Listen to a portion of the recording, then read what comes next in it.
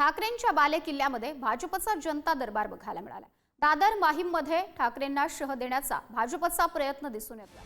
पालकमंत्री आशिष शेलार यांनी दादरमधील जी नॉर्थमध्ये जनता दरबार भरवला।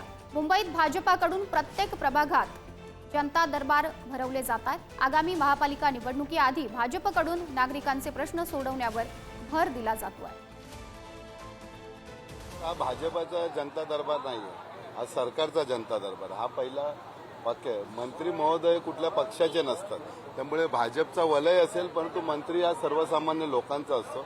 हा जनता दरबार घेतला। मी पण आमदार झाल्यापासून 7-8 जी साऊथ जी नॉर्थ कमिशनरांकडे जनता दरबार आहेत। सगळेच प्रश्न सुटत नाही। एक चांगला उपक्रम मुंबईतले मंत्री या नात्याने माननीय देवेंद्र फडणवीसजी, माननीय एकनाथ शिंदेजी, अजितदादा पवार यांच्या मार्गदर्शनानुसार आपण करतो आहोत। मुंबईकरांचे प्रश्न जागच्या जागी सुटले पाहिजेत। जे प्रलंबित प्रश्न असतील त्याला गती मिळाली पाहिजे।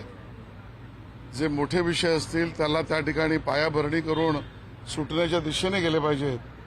हा जनता दरबारच्या मागचा उद्देश आहे।